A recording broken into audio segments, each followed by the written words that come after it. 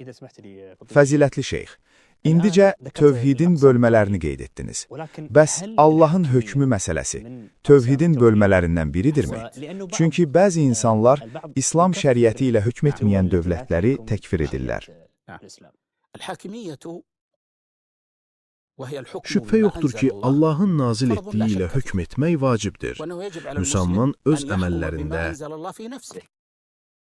ailəsində, işində, ölkəsində Allahın nazil etdiyi ilə hökm verməlidir.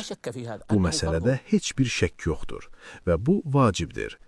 Lakin problem ondadır ki, bəzi insanlar bunu tövhidin əsası etdilər və ən önə çəkdilər.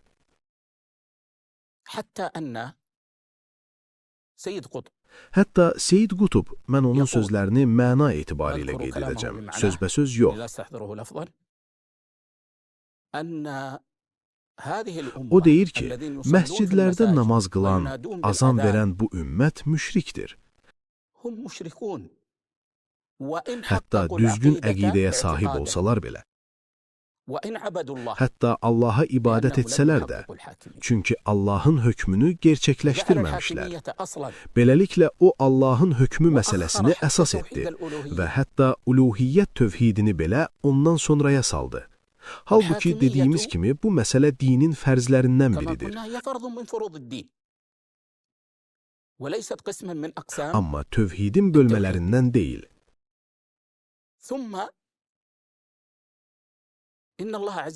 Uca Allah buyurur, kim Allahın nazil etdiyi ilə hökm verməzsə, onlar fasiqlərdir.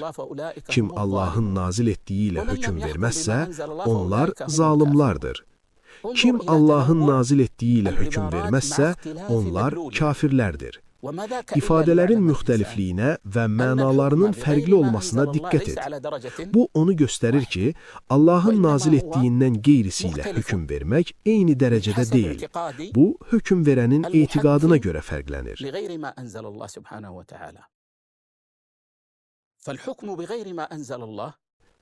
Allahın nazil etdiyindən qeyrisi ilə hökm vermək bəzən məqbul sayıla bilər.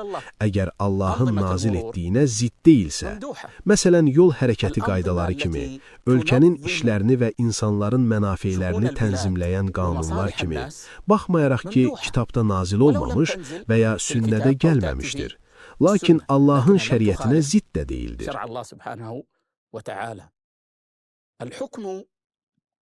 Allahın nazil etdiyindən başqası ilə hökm etmək bəzən günah ola bilər. Bu səbəbdən Hafiz İbn Əbdülbər, rahiməhullah, bu məsələyə toxunaraq demişdir ki, bu ayə icma ilə bu cür təfsir olunmuşdur. Çünki ayə zahiri mənasında götürülsə, insanın şəriəti öz nəfsində və başqalarında tətbiq etməməsini də əhatə edərdi. Halbuki insan özündə Allahın şəriəti ilə hökm etməsə və şirkdən aşağı bir günah etsə, icma ilə o kafir sayılmır. Deməli, bu ayənin əsası və məqsədi vardır. O da budur ki, insan Allahdan qeyrisinin hökmünü Allahın hökmündən daha üstün görsün və ya Allahın hökmünə bərabər saysın. Amma əgər Allahın şəriətinə zidd hökm edər, lakin Allahın hökmünün daha üstün olduğuna etiqad edərsə və sadəcə təvil edər və ya buna bənzər bir səbəb olarsa, bu küfr olmaz, hərçənd günah olar. Buna görə də tarixə nəzər salaq. Xavariclər Əlini, radiyallahu anhunu, təkfir etdilər. Nəyə görə? Səbəblərindən biri, hətta başlıca səbəbi bu idi ki, onlar dedilər, Əli insanları hakim etdi. Halbuki hökm yalnız Allaha məxsusdur. İbn Abbas onlara izah etdi ki, Uca Allah ehramlı şəxsin ov məsələsində və buna bənzər hallarda insanları hakim təyin etmişdir. Uca Allah kişiləri hakim etmişdir və hökm vermək üçün kişilərə ehtiyac vardır. Lakin bu məsələ təkfirçilərin qəlbində əvvəldən olub və indi də vardır. Təkfirə səbəb olmayan şeylə təkfir etmək.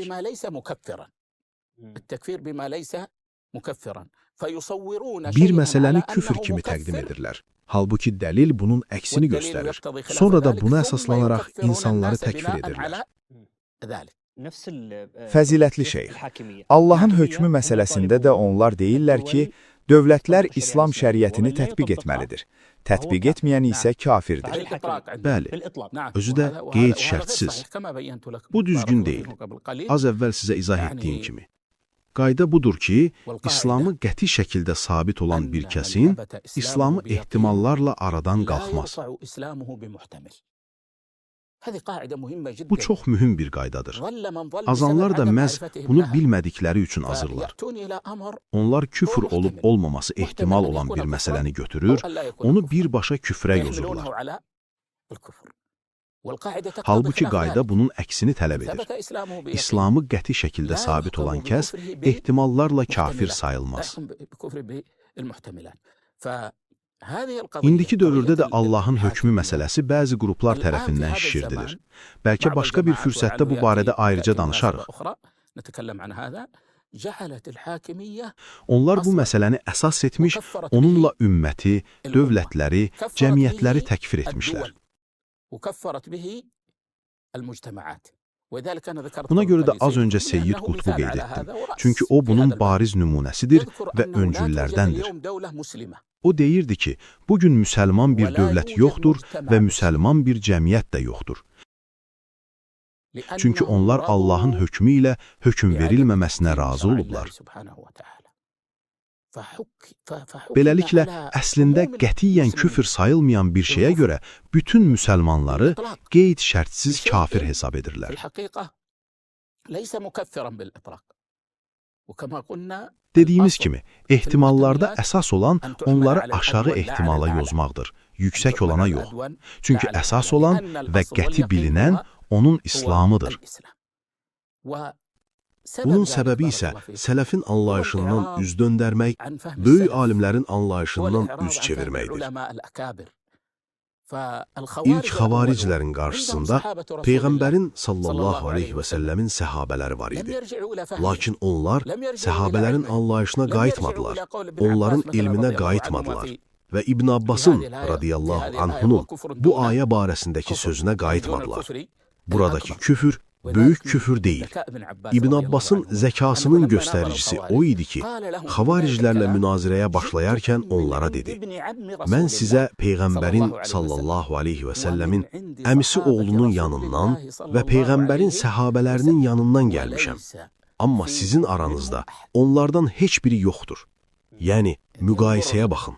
Mən elə kəslərin yanından gəlirəm ki, siz onları təkfir edirsiniz. Halbuki onlar Peyğəmbərin sallallahu aleyhi və səlləmin əmisi oğlu və səhabələridir. Onlar Peyğəmbərdən elm almış alimlərdir. Siz isə təkfir edirsiniz. Halbuki aranızda bir nəfər də səhabə yoxdur." Bu, onların azğınlığının səbəbinə dair çox böyük bir işarədir. Peyğəmbərin sallallahu aleyhi və səlləmin səhabələrindən üz döndərdilər, onların elmi ilə aydınlanmaq əvəzinə onları təkfir etdilər və dillərini onlara qarşı təkfir üçün işlətdilər.